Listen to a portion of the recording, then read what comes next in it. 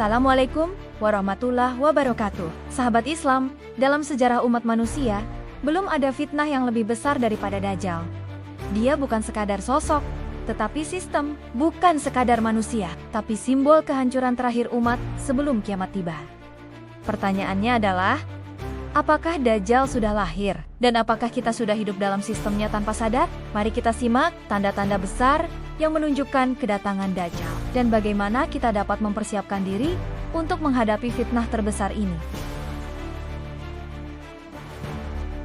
Sahabat Islam, siapakah Dajjal sebenarnya? Dajjal adalah sosok nyata, disebut dalam lebih dari 50 hadis sahih. Ia bukan makhluk gaib, tapi manusia yang diberi keistimewaan dan kekuatan luar biasa untuk menyesatkan umat manusia menjelang kiamat. Menurut Rasulullah, dalam hadis sahih Muslim, sesungguhnya Dajjal adalah seorang laki-laki pendek, bengkok kakinya, berambut keriting, bermata satu, dan di dahinya tertulis kafir yang bisa dibaca oleh setiap mukmin, bahkan yang buta huruf. Dia akan mengaku sebagai Tuhan, menunjukkan surga dan neraka, serta menghidupkan yang mati dengan izin Allah sebagai ujian besar.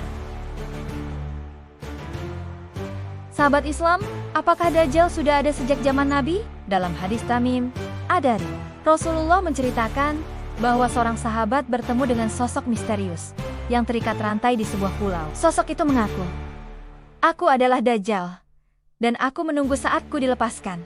Riwayat ini terdapat dalam Sahih Muslim dan disepakati kebenarannya. Artinya, Dajjal sudah ada sejak zaman Nabi. Tetapi Allah menahannya di suatu tempat yang tidak dijangkau manusia. Mungkin di lautan luas, mungkin di ruang yang tak terlihat mata, atau bahkan di tengah-tengah kita, tapi belum dikenali. Beberapa ulama seperti Ibnu Hajar Al-Asqalani dan Imam Nawawi mendukung pandangan bahwa Dajjal memang sudah lahir, tetapi ditangguhkan kemunculannya. Sahabat Islam, 10 tanda mendekatnya Dajjal. Ada 10 tanda besar menjelang keluarnya Dajjal yang disebutkan dalam berbagai hadis sahih, dan sebagian besar di antaranya telah mulai terjadi. Pertama, masa kekeringan global sebagaimana disebutkan dalam hadis Muslim, 3 tahun menjelang kemunculan Dajjal. Hujan dan kesuburan akan menghilang sedikit demi sedikit. Kedua, ilmu agama ditinggalkan, ulama wafat, dan orang bodoh menjadi pemimpin. Ketiga, masjid ramai secara fisik tapi kosong dari keikhlasan. Keempat, banyak fitnah dan kebingungan. Kebenaran dan kebatilan bercampur. Kelima, mata uang dunia tidak lagi berbentuk fisik, sistem ekonomi global akan berubah. Keenam, teknologi ilusi Dajjal membawa surga dan neraka. Bisa jadi ini metafora untuk kekuatan media atau teknologi augmented reality. Ketujuh, kekuatan manipulasi informasi Dajjal disebut bisa berpindah tempat dengan cepat, menguasai seluruh penjuru dunia kecuali Makkah dan Madinah. Kedelapan, kemajuan teknologi luar biasa seperti menghidupkan yang mati, membuat tanaman tumbuh, memberi hujan dengan mengkontrol cuaca. Kesembilan, kehancuran moral dan akhlak, zina, LGBT, riba merajalela dan dianggap wajar. 10. Manusia kehilangan arah, dan pengikut Dajjal mayoritas dari orang-orang yang lemah iman.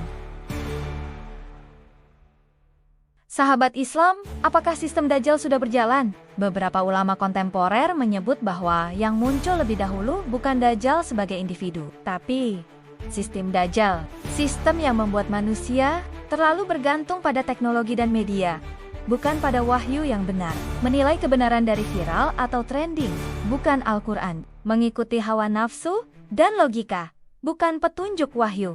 Dajjal bukan hanya bermata satu secara fisik, tapi simbol dari cara pandang yang tidak utuh, hanya menggunakan logika dunia dan menyingkirkan cahaya akhirat. Apakah kamu sudah berada di dalam sistem itu tanpa sadar? Sahabat Islam, penafsiran ulama tentang kemunculannya. Banyak ulama berbeda pendapat tentang waktu kemunculan Dajjal. Namun semuanya sepakat bahwa fitnahnya pasti akan datang, dan umat Islam harus bersiap. Menurut Ibnu Taimiyah, Dajjal adalah manusia, bukan simbol, tapi akan muncul setelah sistemnya siap. Dan menurut Imam Al-Suyuti, ia akan keluar ketika dunia dalam kekacauan ekonomi, politik, dan moral. Sebagian ulama mengatakan bahwa era digital sekarang adalah panggung awal tempat sistem Dajjal mulai mengakar dan bisa mempengaruhi keyakinan manusia secara halus. Bagaimana kita menyelamatkan diri? Dalam berbagai hadis, Rasulullah memberi kita bekal untuk menghadapi fitnah terbesar ini. Cara menyelamatkan diri dari Dajjal. Pertama, membaca 10 ayat pertama surah Al-Kahfi setiap Jumat. Kedua, meningkatkan ilmu agama dan menjaga salat. Ketiga, berdoa dalam tahiyat akhir. Allahumma inni auzubika min fitnati masihi Dajjal. 4, tinggal di tempat yang kuat nilai agamanya, jauh dari kota penuh maksiat. Kelima, mengajarkan anak-anak tentang fitnah Dajjal sejak dini. Sahabat Islam, apakah Dajjal sudah lahir? Wallahu alam.